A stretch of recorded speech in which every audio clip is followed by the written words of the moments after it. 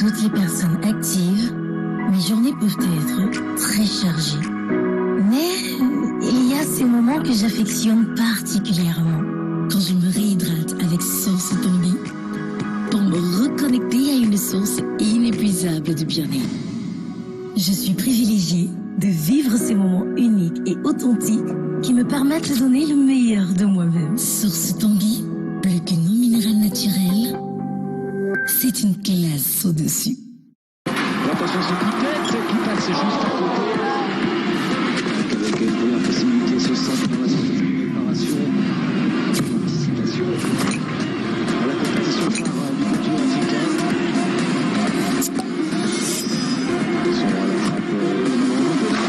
En Afrique, le football coule dans nos veines. 33 Sport, supporter numéro 1 du football.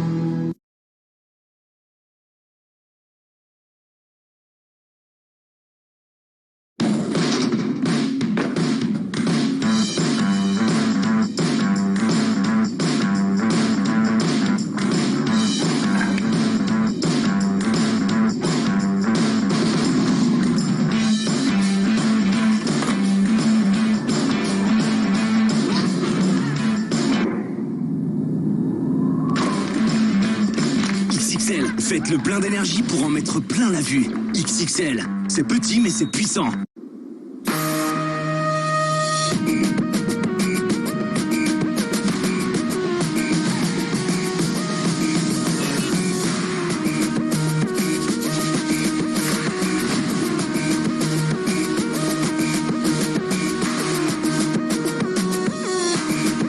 OneXBet, tout le monde a une chance.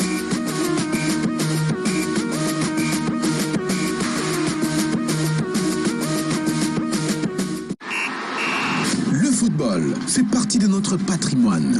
Profitez de chaque match en savourant une Kadibir bien fraîche.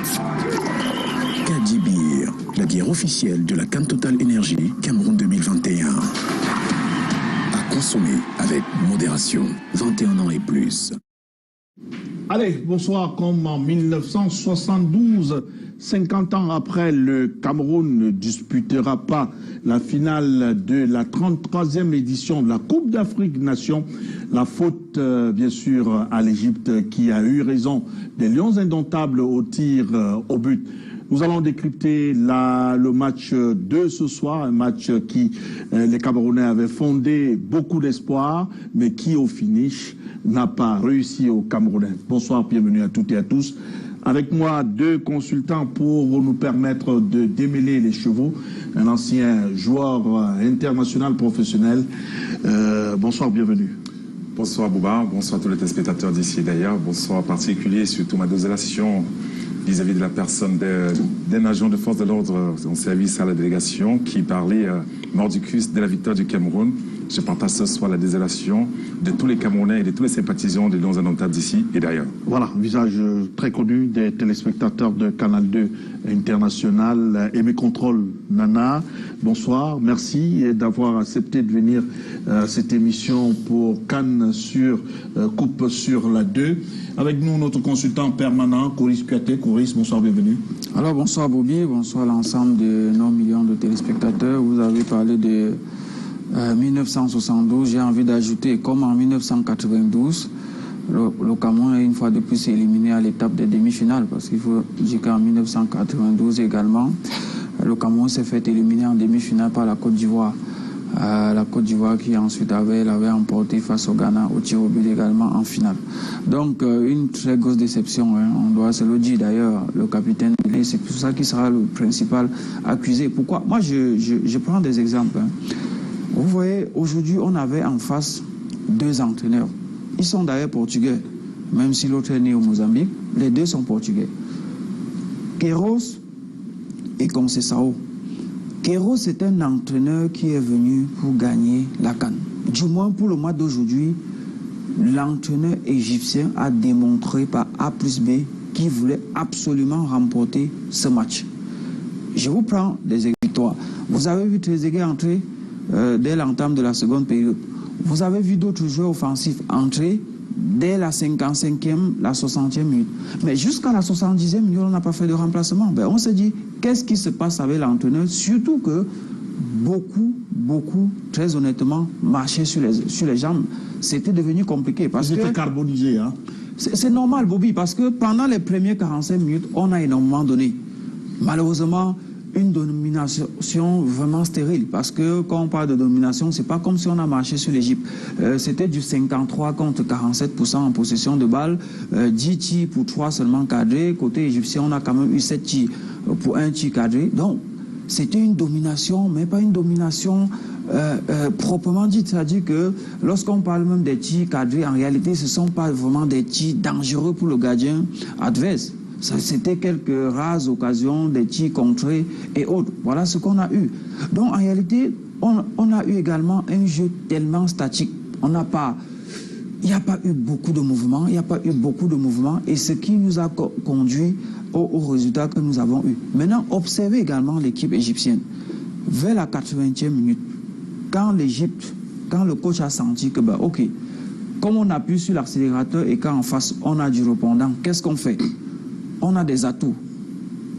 Cherchons le match nul, allons aux prolongations ou au tir au but. Et là, vu qu'on sort pratiquement de 2 prolongations et qu'on a remporté les parties, sur le plan psychologique, ils étaient mieux préparés que le Cameroun pour affronter que ce soit les prolongations ou les tirs au but. C'est pour ça qu'à partir de la 80e minute, l'Égypte a commencé à préparer les prolongations et même préparer les tirs au but. C'est pour ça que vous voyez, par exemple, on fait entrer le dossard numéro 9, il fait à peine 7 minutes, on fait entrer Zico parce qu'on sait que Zico, c'est un tireur.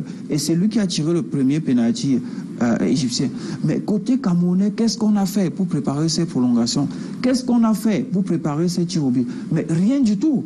Rien du tout, parce qu'on ne peut pas être en train d'entrer en prolongation ou bien d'entrer au tir au but. Vous laissez l'un de vos meilleurs tireurs de cette compétition. Donc voilà en quelque sorte, pour me résumer, très honnêtement, on a manqué du coaching. Et c'est ça qui nous a éliminés ce soir. Allez, on va revenir sur le tir au but avant. Je voulais juste apporter une petite précision. Moi, je ne suis pas très d'accord avec les déclarations de Vincent Aboubakar quand il dit ici qu'il fallait qu'on joue collectif et non individuel. Je demande à tous ceux qui ont regardé le match, l'avant-dernier match, à savoir contre la Gambie, il était plutôt égoïste. Parce que je pense plutôt qu'il s'était fixé en tête qu'il fallait chasser le titre du meilleur buteur. Les actions, je n'ai pas envie de faire un dessin. On a vu quand il est allé sur le flanc gauche, il a fait le crochet. Bassogok était à 6 mètres des buts. Il a délibérément refusé de le servir. Donc, pour dire, avant de prêcher la bonne parole, il ne faut prêcher pas l'exemple. Je voulais tout simplement lever l'équivoque. Ok, d'accord, on marque une pause publicitaire. On revient pour débriefer maintenant sur les tirs au but.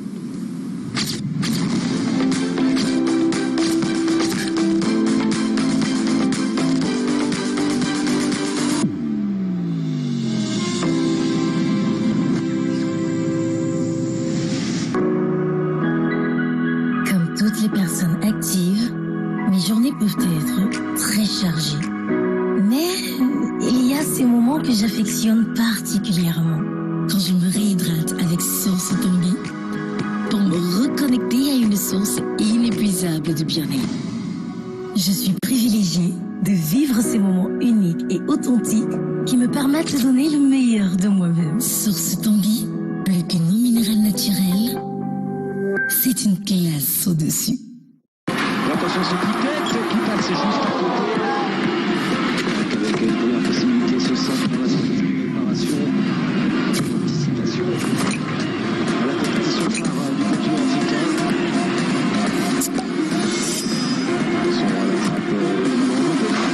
En Afrique, le football coule dans nos veines. 33 Sport, supporter numéro 1 du football.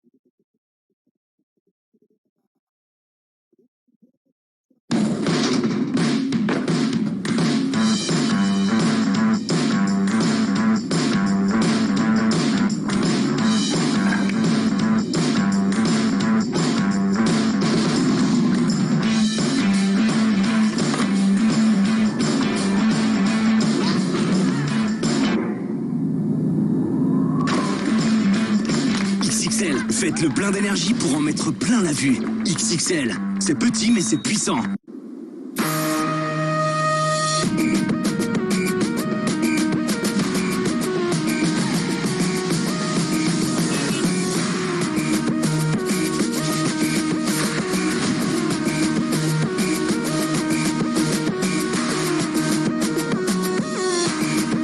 OneXBet, tout le monde a une chance.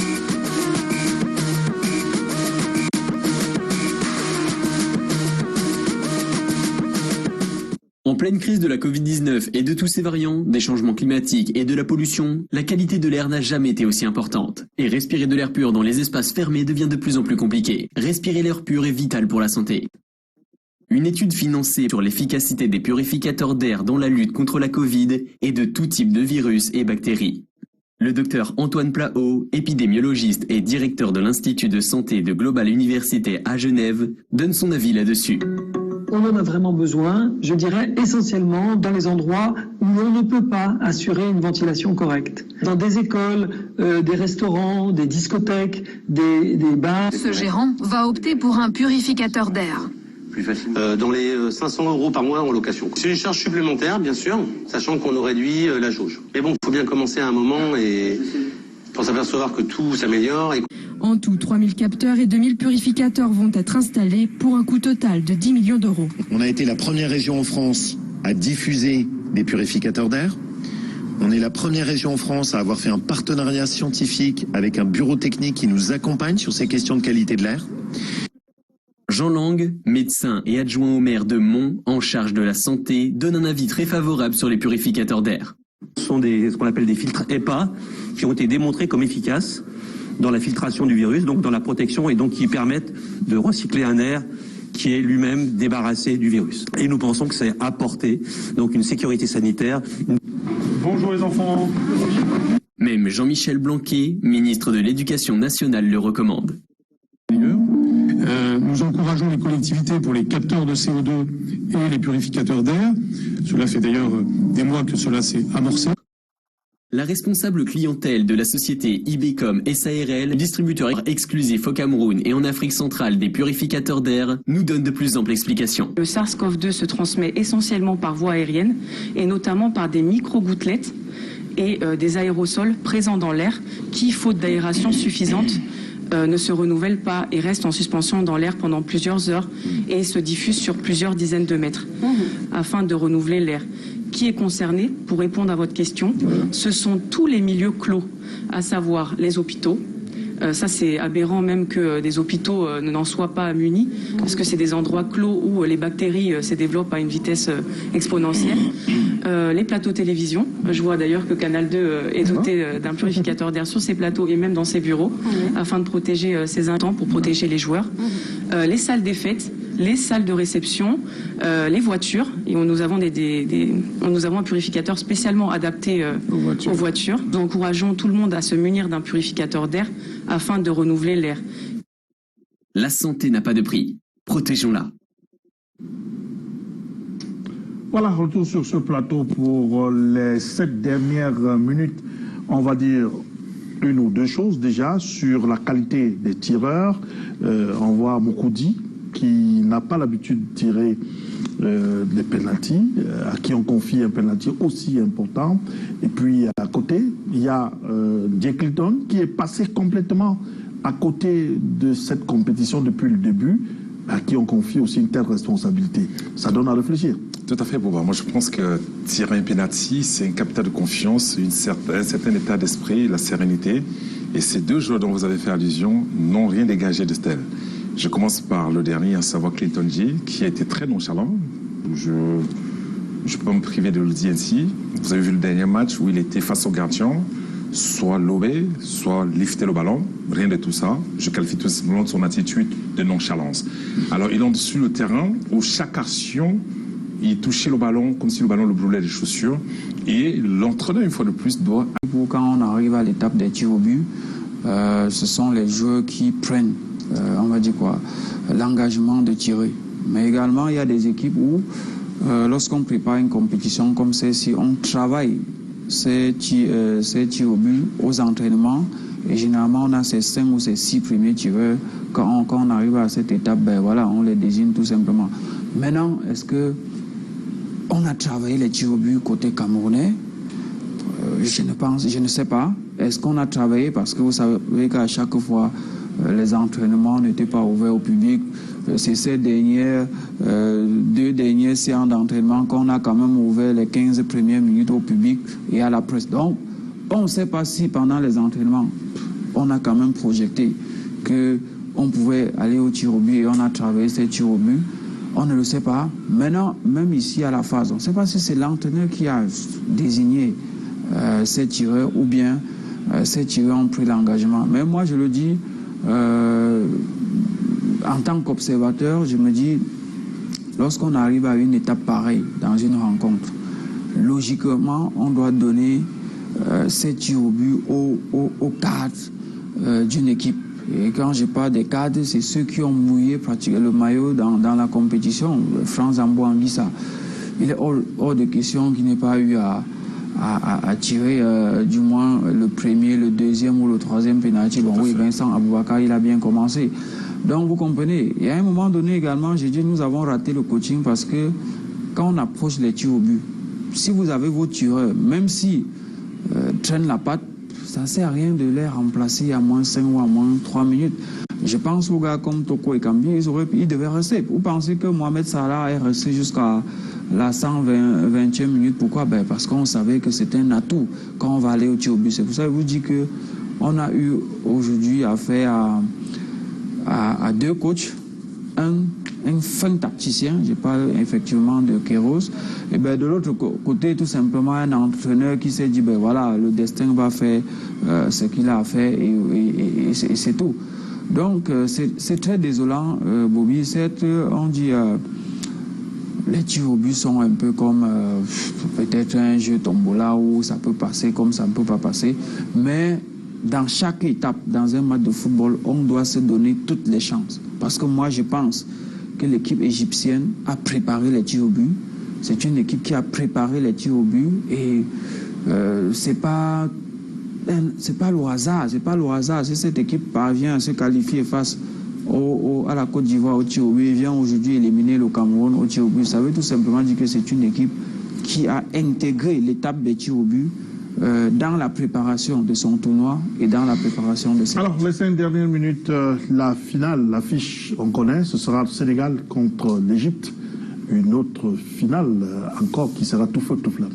Alors, c'est une finale qui est bien attendue par les Lions de la Teranga, que j'espère que cette fois-ci, ils ont eu l'occasion de relier l'effectif avec tous ces joueurs qui sont tous bourrés de talent, surtout leur leader technique qui est Mané. C'est l'occasion pour lui de soulever ce trophée continental dont ils convoitent très longtemps. Alors, quant aux Égyptiens, ce sont des renards de cette compétition. Et ils gagnent souvent à la ruse, à l'expérience. Et on va tout simplement dire en tant que Camerounais, on souhaiterait vraiment vivre une belle finale pour que ça reste dans les annales, que l'une des plus belles finales, c'était jouer chez nous au Cameroun. C'est avec beaucoup de désolation que je vais devoir regarder nos autres jouer chez nous au Cameroun la finale pendant que nous on sera au gradin.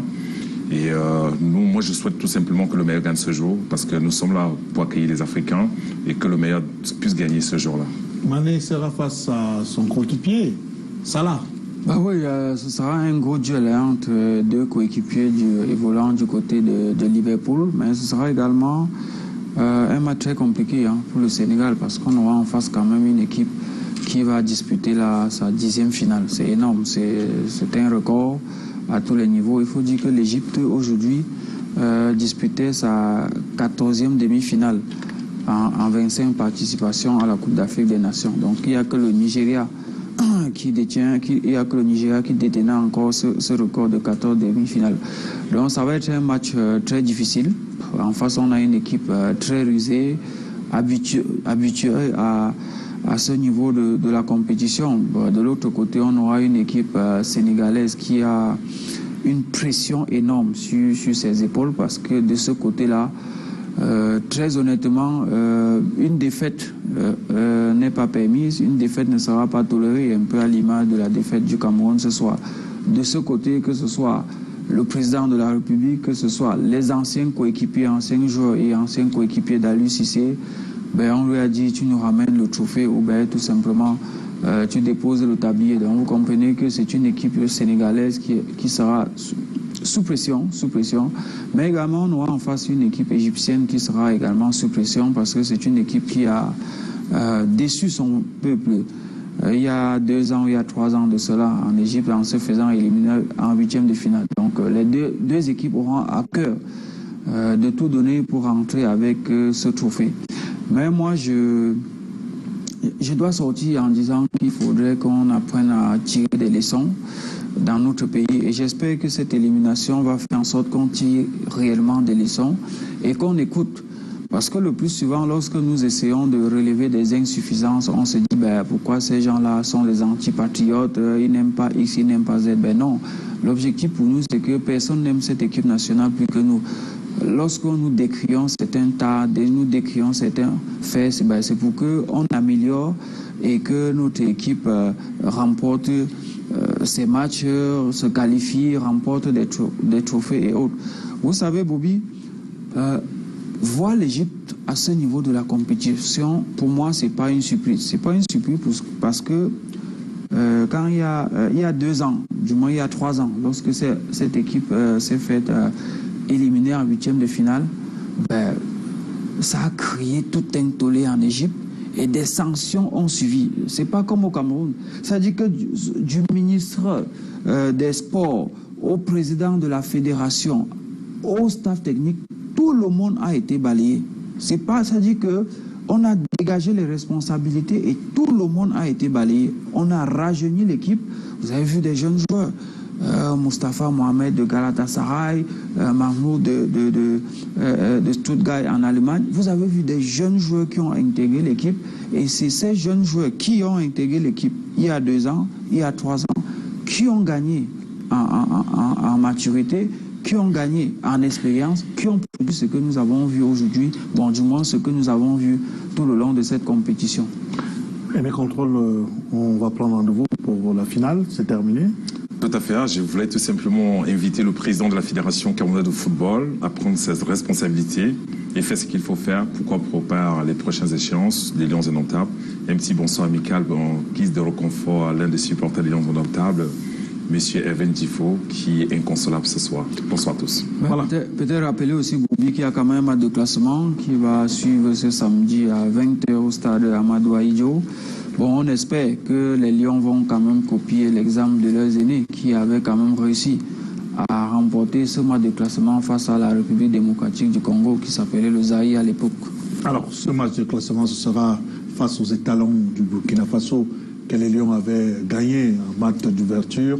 Pour sauver l'honneur, les Lions doivent encore gagner ce match pour ne serait-ce que figurer sur le podium et rentrer avec la 3e place. Demain, c'est un autre jour, coupe sur la 2. Vous serez donc en compagnie de Mathieu Fangoua. Madame, monsieur, excellente soirée et le bonsoir.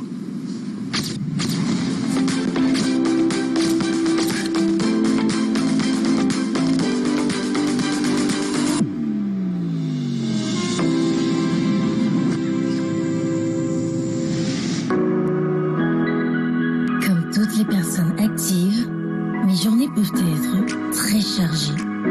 Mais il y a ces moments que j'affectionne particulièrement. Quand je me réhydrate avec Source Tanguy pour me reconnecter à une source inépuisable de bien-être. Je suis privilégiée de vivre ces moments uniques et authentiques qui me permettent de donner le meilleur de moi-même. Source Tanguy, plus que non minéral naturel, c'est une classe au-dessus. Attention, c'est qui passe juste à côté. Avec une possibilité, ce centre dans la préparation, anticipation à la compétition phare du continent africain. Attention à la frappe. En Afrique, le football coule dans nos veines. 33 Sport, supporter numéro 1 du football.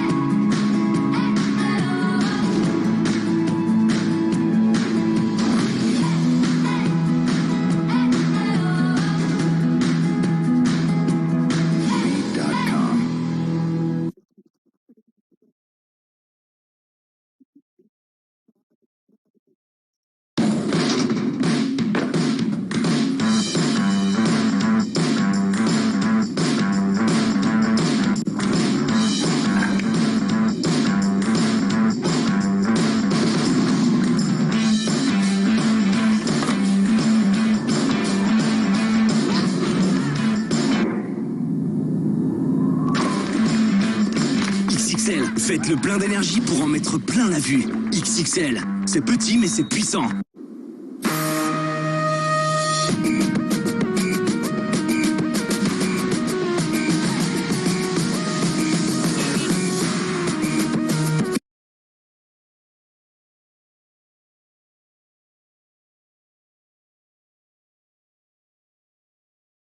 Tout le monde a une chance.